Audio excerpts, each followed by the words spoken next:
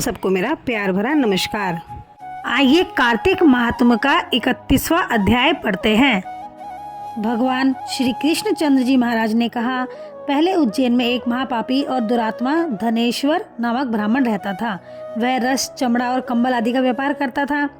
वैश्यागामी था और मद्यपान आदि बुरे कर्म किया करता था। चूंकि वह दिन रात पाप में रत रहता था, इसीलिए उस व्यापार के लिए वह नगर नगर घूमता था।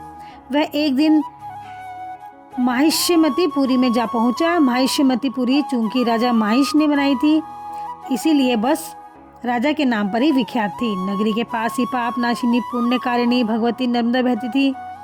उस नदी के किनारे देश देशांतर से आए हुए यात्री कार्तिक व्रत करने के लिए कुछ दिनों के लिए ठहरा करते थे।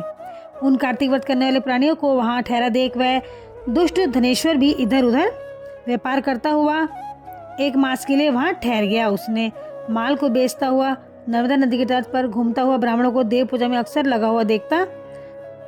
तो कोई पुराण पढ़ रहा होता, कोई सुन रहा होता, कोई भगवत कीर्तन कर रहा होता, कोई भजन सुन रहा होता, कोई ध्यान में लीन होता और कोई तुलसी की माला धारण किए हुए होता। बस इसी तरह वह भगवत भक्तों के बीच में रहा और वैष्णवों के दर्शन करता रहा, उनको स्पर्श करता रहा, उनसे वार्तालाप करता रहा और भगवान विष्णु के नाम स्मरण के पुण्य का अर्जित करता रहा।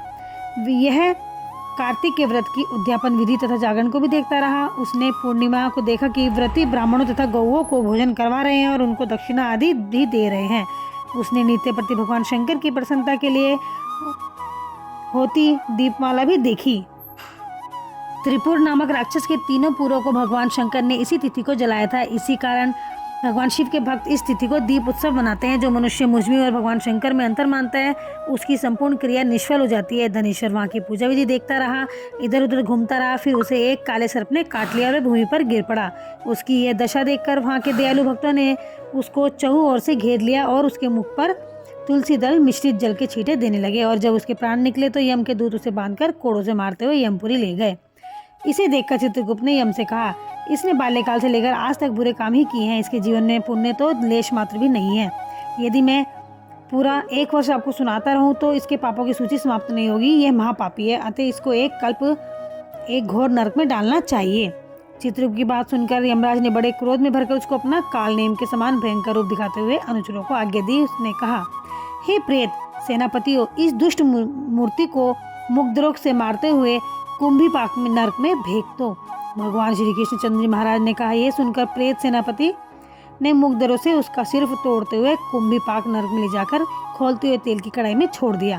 प्रेत सेनापतियों ने जो ही उसे तेल की कढ़ाई में फेंका, त्यों हुए लपलपाती हुई आग अपने आप ठंडी हो गई, जैसे कि प्रहलाद को अग्नि में डालने से अग्नि ठंडी हो गई थी। यह विचित्र घटना देखकर प्रेत सेनापतियों ने यमराज के पास जाकर सारा वृत्तांत कहा। यमराज भी सारा हाल सुनकर आश्चर्यचकित रह गए और धनेश्वर को अपने पास बुलाकर स्थिति पर विचार करने लगे। उसी समय नारायण नारायण का कीर्तन करते हुए देवर्षि नारद भी वहां आ पहुंचे और यमराज से कहने लगे, हे अरुण नंदन यमराज, यह ब्राह्मण नरक में डाले जाने के योग्य नहीं है, क्योंकि इसने अंत समय में कुछ शुभ कार्य किए हैं जो कि नरक यातना को नष्ट करने वाले हैं। जो लोग भगवत भक्तों का दर्शन करते हैं, उनसे वार्तालाप करते हैं, उनका स्पर्श करते हैं, चाहे कोई भी पुण्य कर्म न किया हो, सहज स्वर्ग के अधिकारी हो जाते हैं।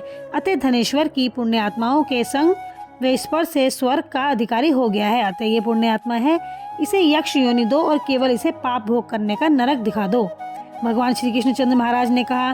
जब देवर्षि नारद ऐसा कहकर चले गए तो धनेश्वर को पुण्य आत्मा समझते हुए यमराज ने दूतों को नरक दिखाने की आज्ञा दी।